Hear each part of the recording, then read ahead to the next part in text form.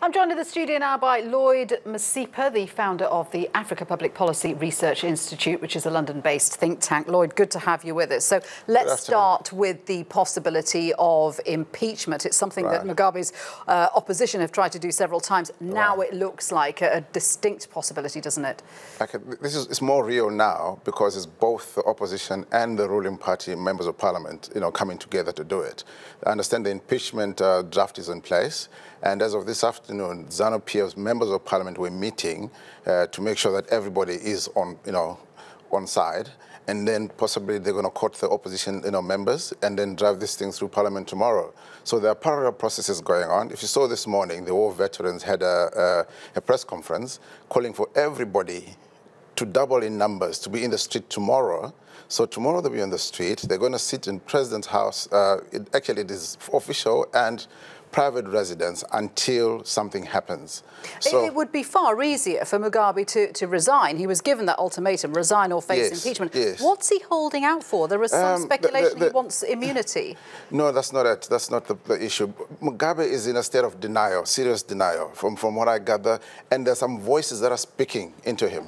Remember his nephew, Patrick Joao, is outside the country. He happened to be in Argentina when this whole thing happened. His foreign minister was in Zambia when this thing came down as well. So the first thing they did, they ran to Zuma and said to him, look, we just had a coup in Zimbabwe. And that is what instigated the process in SADC with the organ troika, saying that there was a coup. But until Zuma got the explanation, no, this was not a coup. It was an internal matter within Zanu-PF, which the military was trying to realign. So that has come off. But still, you've got this holding off, meaning that there are other external voices speaking to him, hoping to push this to a point where it becomes disorderly.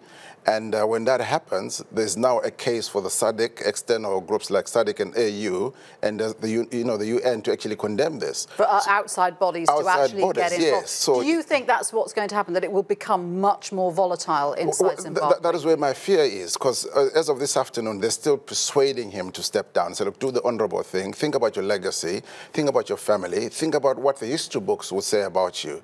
And that is what everybody wants. You see, Mugabe is not... as a Zimbabwean, I look at Mugabe as the father of the revolution. But at some point, he lost it.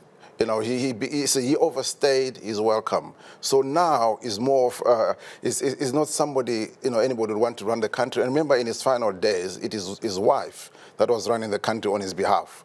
And so Mugabe has not been Mugabe, for a long time.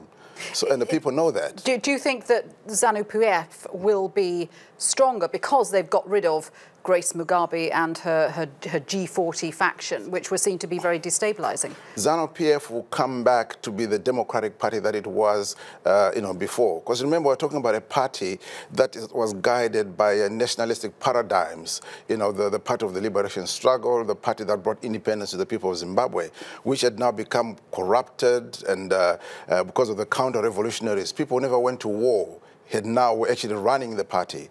So they were using the party and their proximity to the president and the first lady to plunder the resources, to steal large amounts of money. I'm sure you've seen reports of money being found on, the finance minister and so on. So a lot of things were happening. And these are the things that the military was trying to address to the president.